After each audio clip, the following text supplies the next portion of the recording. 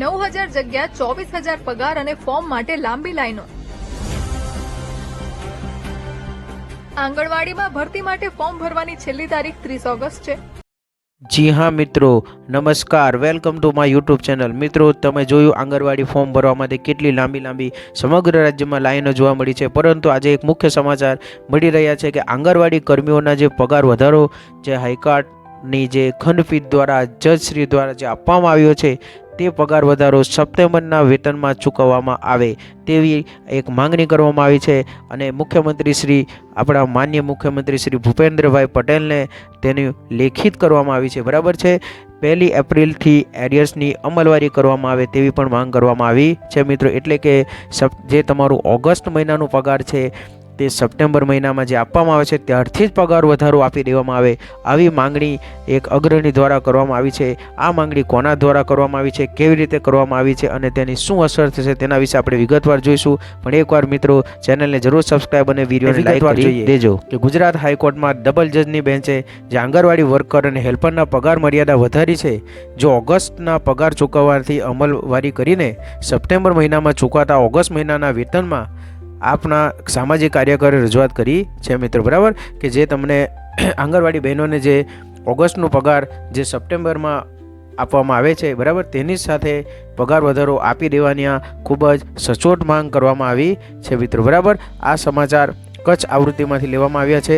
તો કચ્છમાં તેની માંગ ઉઠી છે કે સરકાર ઝડપથી તેના વિશે કંઈક પગલાં લે અને આ વખતે જે કોર્ટે કીધું છે તેની અમલવારી સરકાર ઝડપથી કરે, જેથી ગુજરાત રાજ્યની લાખો આંગણવાડી કાર્યકર્તાઓ અને તેડાગર બહેનોને તેનો સંપૂર્ણ લાભ મળી શકે મિત્રો। બરાબર, મુખ્યમંત્રી ભૂપેન્દ્રભાઈ પટેલને લખાયેલા પત્રમાં જણાવાયું છે કે ગુજરાત સરકારની મહિલા અને બાળ વિકાસ વિભાગની તમામ યોજનાઓ ઉપરાંત અન્ય કામગીરીઓ ઘર અને જણ એટલે કે દરેક જણ સુધી પહોંચાડવામાં આંગણવાડી કાર્યકરોનું હેલ્પરનું ખૂબ જ મહત્વ રહેલું છે મિત્રો। બરાબર, તો જે આપણા સામાજિક કચ્છના આગેવાન છે, બરાબર, તેમના દ્વારા મુખ્યમંત્રી શ્રી ભૂપેન્દ્ર પટેલ સાહેબને એક લેખિત અરજી લખીને માંગ કરવામાં આવી છે કે જે હાઈકોર્ટ દ્વારા, બરાબર, જે ગુજરાત હાઈકોર્ટમાં જે ખંડપીઠના જે જજ સાહેબશ્રીઓએ જે ચુકાદો આપ્યો છે કે આંગણવાડી વર્કરને 24,800 અને તેડાગરને 20,000 જે પગાર ચૂકવવાનો છે તે ઝડપથી ઓગસ્ટ પેડ ઇન સપ્ટેમ્બર એટલે કે સપ્ટેમ્બર મહિનામાં જે પગાર આપવામાં આવે છે ઓગસ્ટ મહિનાનો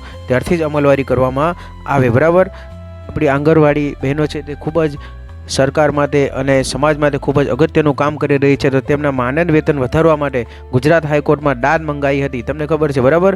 અપીલકર્તાઓની તરફેણમાં ચુકાદો આપતા ડબલ બેન્ચની ખંડપીઠે આંગણવાડી વર્કર બહેનો માટે 24,800 દર મહિને અને મહિલા હેલ્પરને 20,300 દર મહિને ચૂકવવા હુકમ કરેલો છે મિત્રો। તમે જાણો છો અત્યારના બ્રેકિંગ ન્યૂઝ છે કે આંગણવાડી બહેનોનો આ રીતે પગાર વધારો આપવામાં આવેલો છે, બરાબર, પરંતુ સરકાર દ્વારા હજુ તેની કોઈ સરકાર શું એક્શન લેશે, કઈ રીતનો પગાર વધારો આપશે, એરિયર્સ કઈ રીતે આપશે તે કોઈ જાહેરાત કરવામાં આવી નથી મિત્રો। બરાબર, એટલે સરકારશ્રીને જે કચ્છના આપણા આગેવાન છે, બરાબર, તેમના દ્વારા લેખિત રજૂઆત કરવામાં આવી છે કે એરિયર્સ સહિત પગાર તેમને ચૂકવવામાં આવે, જેથી અમલવારી તાત્કાલિક કરવા અને ઓગસ્ટ મહિનાના પે ટુ સપ્ટેમ્બર એટલે કે જે ઓગસ્ટનો પગાર સપ્ટેમ્બર મહિનામાં આપવામાં આવે છે તે જ પગારમાં ચૂકવી આપવા માટે આદેશ બહાર પાડવા જોઈએ। બરાબર, આવી કચ્છના જે સામાજિક કાર્યકર્તા છે તેમના દ્વારા આ માંગણી કરવામાં આવી છે મિત્રો।